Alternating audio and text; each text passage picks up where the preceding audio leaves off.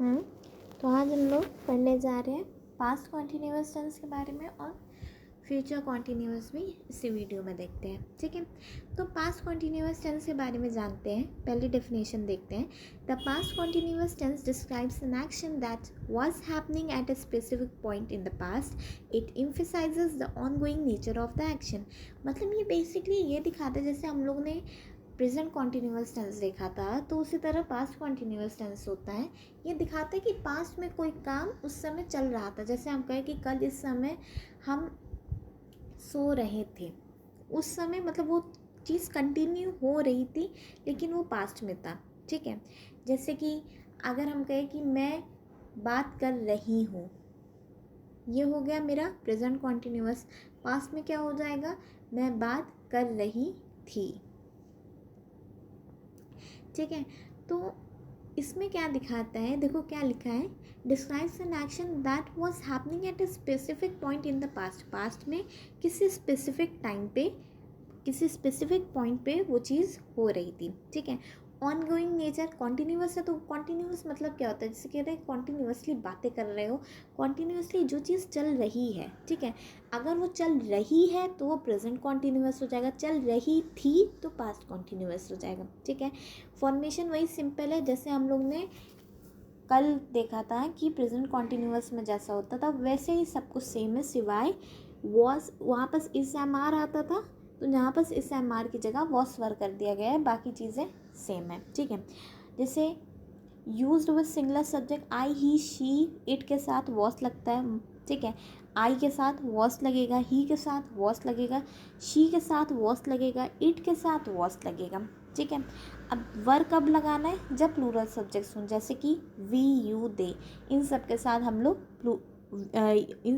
लोग वह यूज़ करते हैं। ठीक है, आई का मतलब मैं, ही का मतलब वो, लड़के के लिए यूज़ होता है, शी का मतलब वो लड़की। ठीक है, वी हम लोग, जैसे कि हम कहते हैं ना, यूपी वाले तो ऐसे हम एक ही को कहते हैं ना, हम को मतलब ऐसा लगता है कि 4-5 लोग हैं क्या लेकिन खुद के लिए भी बोलते हैं, लेकिन वी का मतलब होता है कि एक से ज़ायद लोग। ठीक है, दो से ज़्यादा लोग, इस टाइप से। फिर यू का मतलब होता है तुम, दे का मतलब होता है वो लोग। ठीक है, एग्जाम्पल्स देखते हैं। I was studying for my exam at 8 PM last night. I was studying, देखो उसमें क्या था, उसमें अगर हमें ये प्रेजेंट में बोलना होता, कल प्रेजेंट पढ़े तो प्रेजेंट में सीखते हैं। ठीक है, प्रेजेंट में ये चीज़ बोलनी होती तो क्या कहते हैं, I am studying for my exam, I am studying.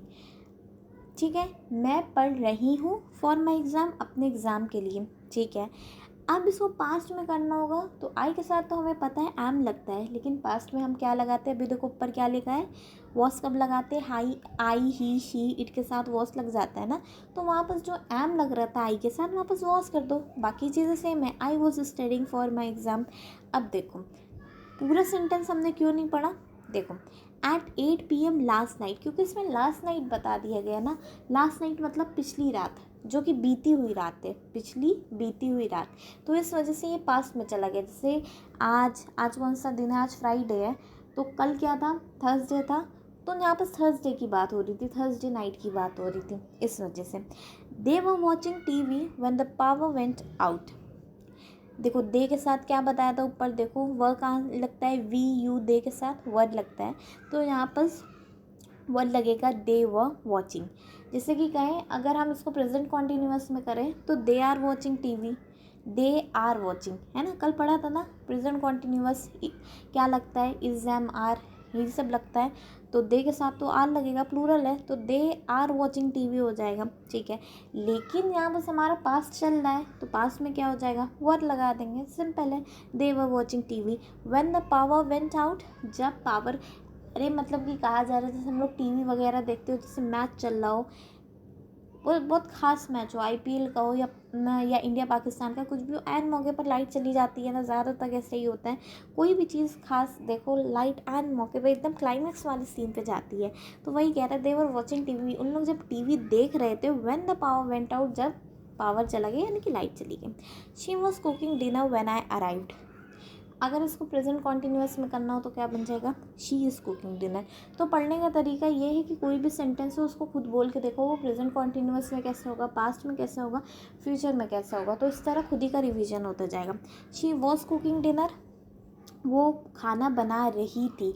When I arrived, arrived ही दिखाता है कि ये पास्ट की बात है। देखो अराइव्ड ई डी लग जाता है ना, अराइव क्या होता है, ARRIVE, अराइव है, लास्ट में देखो डी लगा दिया हम लोग ने, मतलब ये पास्ट दिखा रहा है। जब हम पहुँचे थे तब वो खाना बना रही थी। शी वॉज कुकिंग डिनर, वो खाना, खाना क्या, रात का खाना। शी वॉज कुकिंग डिनर, वो खाना बना रही थी। व्हेन आई अराइव, जब हम पहुँचे। ठीक है, अगर ये प्रेजेंट में होता है तो शी इज़ कुकिंग डिनर हो जाता। सही है। फिर उसके बाद यूजेस देख लेते हैं। To describe an action that was happening at a specific point in the past, past में स्पेसिफिक पॉइंट पे अगर कोई एक्शन हो रहा है तो उसको डिस्क्राइब करने के लिए। To describe an action that was interrupted by another action. देखो ये जो आपने पढ़ा ना, she was cooking dinner when I arrived, दो सेंटेंस, एक तरफ से देखो एक एक्शन था वो खाना बना रही थी, दूसरा है जब हम आए, तो इसी टाइप की बात कर रहा है। To describe an action that was interrupted by another action, एक एक्शन इंटरप्ट हो गया, एक एक्शन चल रहा था उसी में हम भी आ गए, ये दूसरा एक्शन हो गया ना। जैसे दे वर वॉचिंग टीवी, टीवी उन लोग देख रहे थे। When the power went out, जब पावर चली गई। ठीक है, तो एक एक्शन था टीवी देखना, दूसरा एक्शन क्या हो गया, लाइट का जाना, उसकी बात हो रही है। टू डिस्क्राइब टू और more actions that were happening simultaneously, अब यहाँ पर देखो साथ साथ चीज़ें भी चल रही हैं कि वो खाना बना रही थी, हम बातें कर, जैसे मैम पढ़ा रही थी और हम बतिया रहे थे। तो ये जब साथ साथ चीज़ें चलती हैं साइमल्टेनियसली तब भी चीज़ें होती हैं। ठीक है, अब आगे आगे यूज़ तो हमने देख लिया, अब इसके प्रैक्टिस क्वेश्चन खुद से करना। What were you doing at 5 PM yesterday, उसको आपको जो लिखना है वो इस तरह से लिखना है कि वो पास्ट कॉन्टीन्यूअस के रूल के हिसाब से लिखना है कि कॉन्टीन्यूअस में ING लगता है, पास्ट है तो क्या लगेगा, वॉस वर। तो इस टाइप से सेंटेंस आपको बनाना है। फिर है they dash play cricket when it started raining, तो दो एक्शंस हो रहे हैं ना, तो अब इसमें आपको प्ले को ऐसा बनाना है कि ये पास्ट कॉन्टीन्यूअस में चला जाए। किस तरह से प्ले को कर सकती हो, जैसे कि अगर प्रेजेंट होता तो हम कह देते, अगर प्रेजेंट कॉन्टीन्यूअस होता तो इस प्लेइंग दे के साथ तो आ रहा है तो दे आर प्लेइंग हो जाता। तो पास्ट में क्या होगा उस हिसाब से लिखना। I dash read a book when my friend called me, दो सेंटेंस है ना, एक हम ये काम कर रहे थे, when my friend called me दूसरी चीज़ हो गई, दूसरा सेंटेंस हो गया। ठीक है, इंटरप्ट हो गया ना, एक काम चल रहा था दूसरा एक्शन भी उसी में आ गया। और ऊपर वाले सेंटेंस में भी इस टाइप से होता है ना कि हम एक काम कर रहे थे दूसरा काम चल रहा था। ये तो बेस्ट एग्जाम्पल है, टीचर पढ़ा रही थी बच्चे बतिया रहे थे, साथ साथ चल रहा है साइमल्टेनियसली। ठीक है, देखो आई वॉज डांसिंग, कौन सा टेंस है पता है आपको, past continuous tense. Past continuous tense की अलामत क्या है, वॉस वर हो जाएगा प्लस ING, वर्ब के आगे ING लगा दो, ING form of the verb.